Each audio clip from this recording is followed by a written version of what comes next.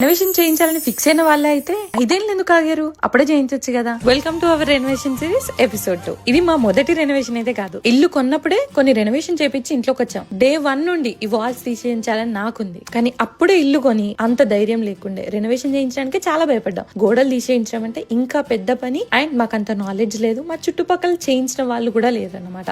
అంతేకాకుండా kitchen walls అంటే ఇంకా ఎక్స్పెన్సివ్ అవుతుంది. ఇలా చాలా రీజన్స్ వల్ల ఫస్ట్ టైం ఈ వాల్స్ ని కిచెన్ ని టచ్ చేయలేదు. లాస్ట్ ఇయర్ సెకండ్ రెనోవేషన్ అయింది. బాత్రూమ్స్ అండ్ కిచెన్ అనుకున్నాం, కానీ అప్పటికి ధైర్యం కుదరలేదు, నాలెడ్జ్ లేదు. బట్ అలా ఆగిందే మంచిదైంది అనిపించింది. ఇప్పుడు మా ఫ్రెండ్స్ లో చాలా మంది చేయడం, మాకు ఈ విషయం మీద చాలా నాలెడ్జ్ రావడం వల్ల ఈసారి చేపించేటప్పుడు కరెక్ట్ పర్సన్ ని వెతుక్కొని కరెక్ట్ గా చేపిస్తున్నాం అన్న ఒక కాన్ఫిడెన్స్ తోనైతే స్టార్ట్ చేసాం అన్నమాట. అసలు ఇదంతా ఎందుకు చెప్తున్నావు కళ్యాణి అని అంటే, నా వ్లాగ్స్ వీడియోస్ లలో నాకు పర్సనల్ గా చాలా నచ్చి మీ అందరికి కూడా నచ్చిందే నా యూట్యూబ్ లో రెనోవేషన్ సిరీస్. ఇలాంటి ఇన్ఫర్మేషన్ తెలుగు వాళ్ళు వాళ్ళ ఓన్ ఎక్స్పీరియన్స్ తోని పాత ఇల్లు తీసుకొని రెనోవేషన్ చేయించినవి చాలా తక్కువ ఉన్నాయి. అందుకే నేను చేసే చాలా మందికి హెల్ప్ అవుతుంది. ఆ స్టెప్ ఏ పుష్ అయితే నాకు లాస్ట్ ఇయర్ కావాల్సిందో అలాంటిది ఒక్కరికైనా నేను ఇవ్వగలుగుతాను అన్న ఉద్దేశంతో ఈ సిరీస్ అయితే చేస్తున్నాను. ఇంతకీ రెనోవేషన్ ఏం చేపిస్తున్నానో నెక్స్ట్ వీడియోలో చెప్తాను. అదంతా చూడాలి అంటే ఫాలో మీ.